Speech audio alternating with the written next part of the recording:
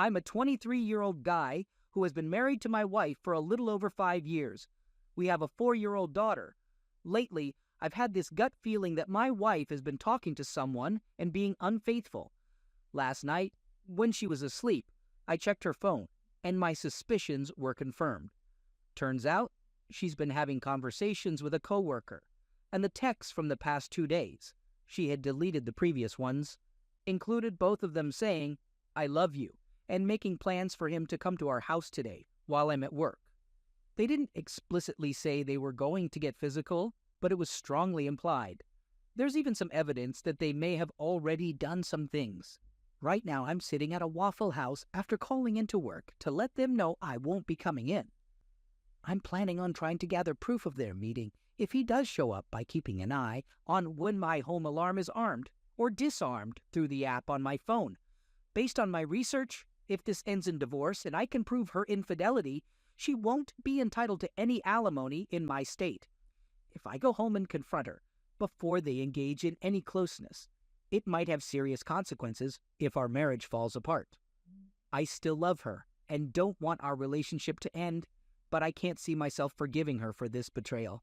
Even if I were to confront her now, I know deep down I would still feel the same, whether or not they were physically involved. This pain is overwhelming. She means everything to me. And right now, it feels like there's a gaping hole in my chest and a heavy weight in my stomach. I'm physically hungry, but the nausea is making it impossible to eat. I can't stop trembling. My thoughts are all jumbled, and it feels like a part of me has been torn away. I'm terrified of how this will impact my life, and even more so, the life of my daughter. I'm completely lost and unsure of what to do next. I still haven't confronted them because the guy hasn't shown up yet. And honestly, I don't think he will, at least not today. Maybe she figured out that I know something. This morning when I left, I tried to act like everything was normal, but man, it really hurt inside. I'm not sure if she bought my act. According to their texts, they planned for him to come over on Thursday morning, and it's already 12:40 p.m. now. If he doesn't show up, I think I'm going to talk to her about it tonight. The guy never came, so here's the plan now. I'm going to pretend like nothing is wrong for the time being. After talking to you all and my family, I think I can put on an act and act like everything is fine. Tomorrow morning, I'll go see a lawyer, and I also talked to a private investigator whom I'll probably hire. From the texts, I know she planned for him to come over during the hunting trip I have scheduled for next weekend, so I'm going to make sure I go on that trip and let the PI know about it. I think I've made up my mind that I'm done with this. I don't want to try to fix things anymore. I'm going to protect myself and get out. It's not just a simple affair where she's having an emotional connection with someone else. She tells him she loves him, and it seems like she doesn't love me anymore. I feel like she's trying to take advantage of me. She wanted a new car, and for me to pay for her education, but she also wanted to be with him. Currently, she left, probably to pick up my daughter from daycare.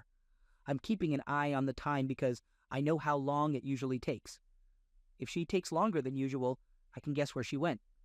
Either way, I'm going to try to make it through Christmas and my daughter's birthday next Friday without bringing up this issue. Hopefully, the private investigator can find some evidence by then. Wish me luck. So I got home and acted like everything was normal. Everything seemed fine. We even joked around a bit, but it hurts so bad when you're heartbroken. We had dinner and sat on the couch afterward. Then she asked me to pause the TV and brings up It. I asked her what It was, and she said she knew I saw the texts. That's when the conversation started. She tells me that he didn't come over, which I obviously knew, and she told him she doesn't want to talk to him anymore. She even blocked his number, so obviously the original plan is no longer in play. I still love her, but my heart is shattered. I don't know if I can ever forgive her or trust her again. I'm not sure if I can continue being in a relationship with her. She wants to work things out between us, but I'm not sure if I'm willing to do that or not. She says she was talking to him because she didn't feel wanted. She didn't feel a deep emotional connection between us, and he seemed to know all the right things to say. She claims that she told him multiple times that she was done with him, yet here she is inviting him to our house. And she says it wasn't a choice which she felt for him.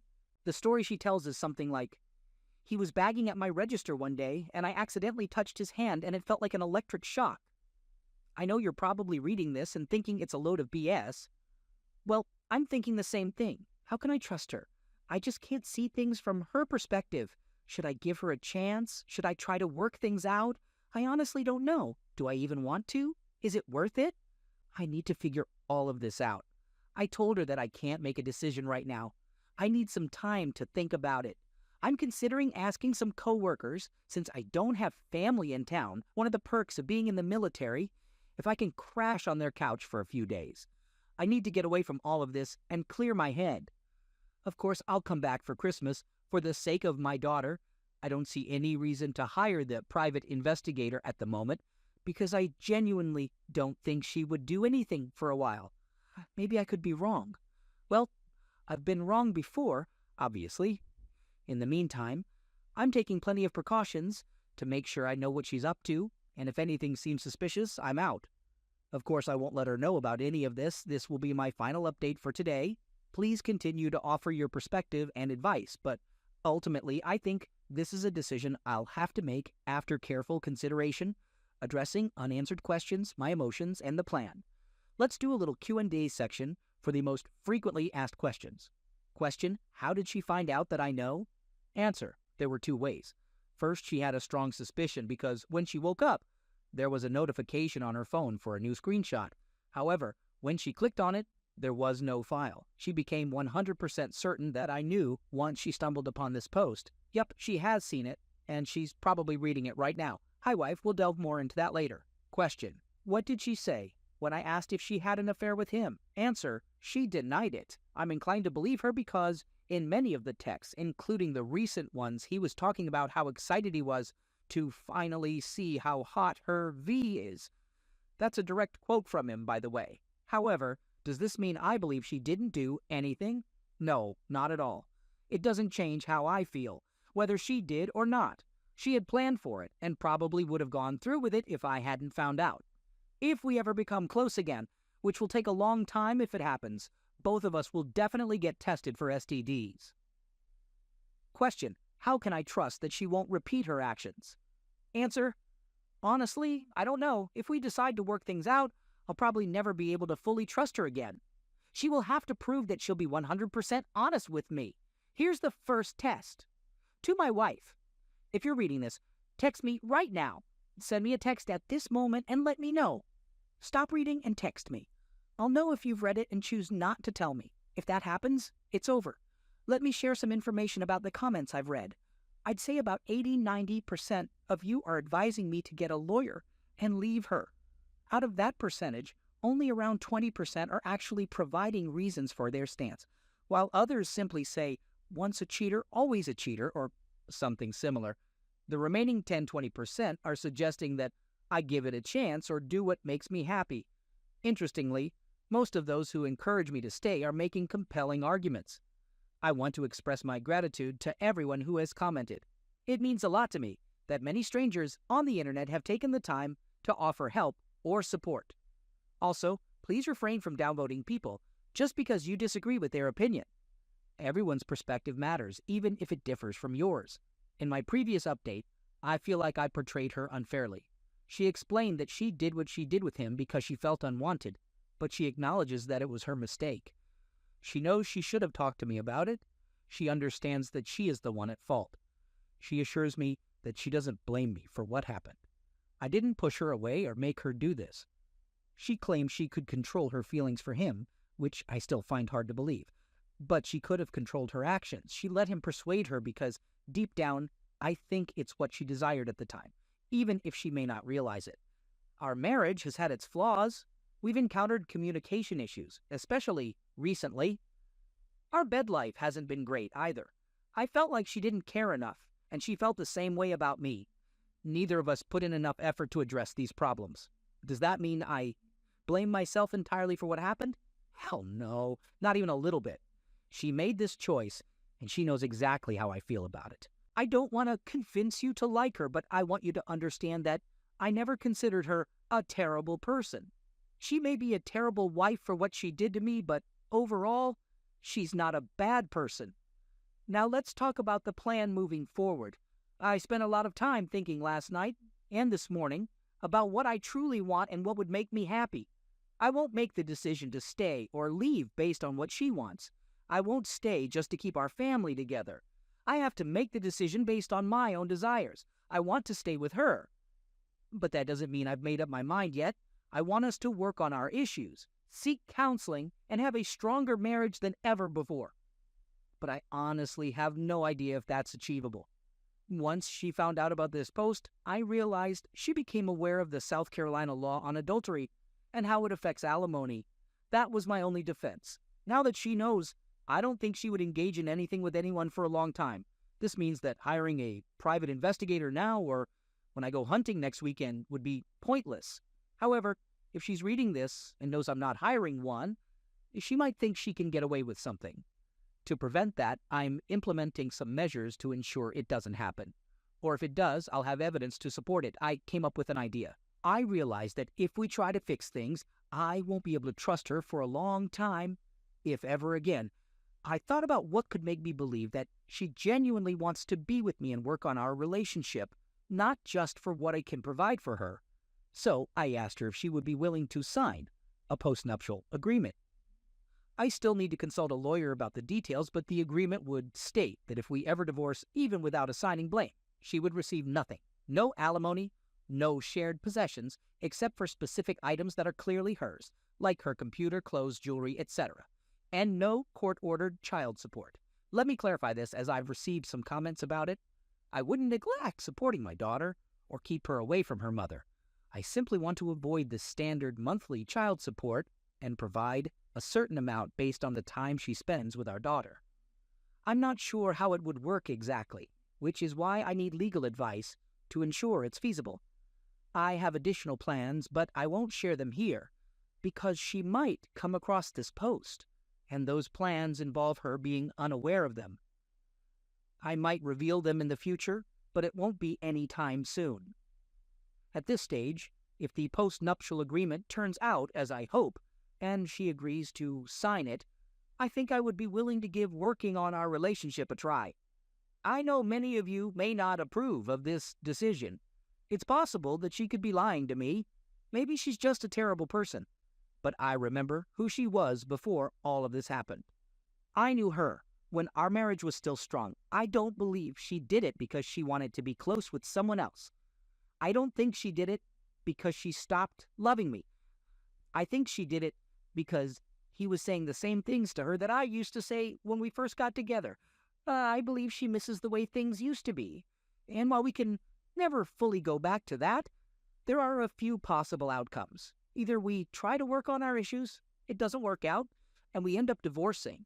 We try to work on our issues, she continues to cheat, and we end up divorcing. Or we make an effort to address the problems we've had within ourselves and our marriage since the beginning, and as a result, our marriage and relationship becomes stronger than ever. I'm hoping for the last option. Quick addition to my previous update. She has serious self-esteem issues. She sees herself in a negative light. She's also very introverted and hasn't had the chance to get to know many people. This is the first job she's had in years where she's been around others. Of course, this doesn't excuse anything, but I thought it was important to mention. Update. So we had a conversation. We made an effort to resolve our issues, and for a while it seemed like things were improving. Then she expressed uncertainty about her feelings and whether she wanted to give it a try. We continued talking, and she eventually said she did want to give it a shot. We even had a counseling session with a therapist on Wednesday. During the counseling session, it went something like this. She mentioned feeling unsatisfied in the marriage and believed that I didn't care or communicate with her. The therapist asked her some questions, and her responses basically acknowledged that I did care and tried to communicate, or at least made an effort. The therapist explained to her that it wasn't about me not caring, as she herself admitted, but rather her own unhappiness and uncertainty about what she wanted. Well, she made her decision. Last night, she started setting up an air mattress in the spare room, and I noticed she had bought new sheets specifically for it. Curious about when she ordered them, I glanced at her phone and saw that she was texting him again. So clearly, it's over between us. We're going to get a divorce. I know many of you might say, I told you so, but I was fully aware that this outcome was possible when I decided to work things out, and I don't regret it at all. In the future, I'll look back on this, knowing that I did everything I could to fix our relationship. I have no regrets left, and that brings me some happiness. I gave it my all, and now I can never blame myself. Now, before anyone says it, please avoid calling her names or talking negatively about my wife. It's not helpful to hear how terrible she is when I still have feelings of love for her. Love isn't something you can just switch off. I haven't forgiven her, and I may never be able to, but I don't hold any resentment towards her. I still want what's best for her and our daughter, and I genuinely believe she regrets hurting me, even if she can't control her feelings. Our relationship is over, but she's currently making plans to move back to Florida with her family, which means leaving this other guy, too. She doesn't think she can find happiness with me anymore, but I don't believe she's leaving me specifically to be with him. In my opinion, she's drawn to the excitement of a new relationship, that infatuation stage where everything feels fresh. I think she's dealing with her own emotional issues and low self-esteem. For the time being, she'll continue staying in our house and hopefully see a therapist. She'll still benefit from the marital status while she's here. According to South Carolina law, we have to live separately for a year before we can file for divorce, but she'll be leaving relatively soon. We've decided to go for mediation instead of involving lawyers to save money and avoid unnecessary conflicts. Fortunately, we still get along well enough. She has agreed not to seek alimony, and I believe she'll support me having full custody of our daughter as long as she gets ample visitation rights pending court approval. I won't try to cheat her, despite what some of you may suggest. I appreciate all the support and everything you've done for me, but ultimately, you don't know the full picture of our relationship. She's not a terrible person. I genuinely trust that she's being honest with me and doesn't intend to deceive me either. It's going to be a challenging journey for quite some time, but we'll get through this. Right now, my top priority is ensuring our daughter is well taken care of and that we make decisions that are in her best interest. In our second story, this happened a really long time ago, about 7 months ago. My wife and I had a nice big house in a decent neighborhood. We were good friends with our neighbors a few doors down until the wife-mother passed away from cancer. The husband-father fell into a deep depression and couldn't take care of the kids because they reminded him too much of his wife, so the kids stayed with their grandparents for a while. After about 3 or 4 months, the husband started to get better. He began coming over more often, and my wife and I developed a close bond with him. He would drop by every other day for a quick chat and a cup of coffee. I started noticing my wife getting a little too friendly with him, like hugging him for a bit too long when she answered the door and some subtle flirting. But I brushed it off and told myself I was just being paranoid. After all, he was practically family to us, and I trusted him completely. I was certain nothing would happen. Now here's where things take an interesting turn. I work for a big security company that's a 20-minute drive from our house. Because of that, I usually spend my lunch break at a restaurant with a couple of friends from work instead of having lunch at home. On our 5th anniversary, I decided to surprise my wife by coming home early from work with flowers, chocolates, a teddy bear, and this super sentimental letter I wrote. I asked my boss if I could leave 20 minutes early so my wife and I could have lunch together. Thankfully, my boss is a cool guy, so he agreed when I explained it was our anniversary. I left work early and went to pick up the flowers and teddy bear. I had already bought the chocolates in the morning, so I decided to get the other stuff later and drove back home. I got a cheap basket to put everything in, so I piled everything in the basket with the letter on top and entered the house. Right away, I could sense that something was off. Normally, when I come through the door, my wife calls out to me. We have this big, heavy door that makes a loud noise when opened or closed. You can hear it throughout the whole house. I saw her car in the driveway, so I knew she had to be home. As I looked down to take off my shoes, I noticed a pair of large boots. I had never really paid attention to our neighbor's shoes before, but seeing those boots triggered a faint memory. I tried to listen carefully to see if I could hear them talking. I didn't hear any voices, but that's when I noticed the bump, bump, bump sound coming from upstairs. I recognized that sound of the bed frame hitting the wall anywhere. It suddenly clicked in my mind, and I just stood there, putting the pieces together. I hadn't even moved since I walked in the door. I didn't cry, scream, or even blink. I don't know why, but in moments of overwhelming sadness or shock, I just shut down.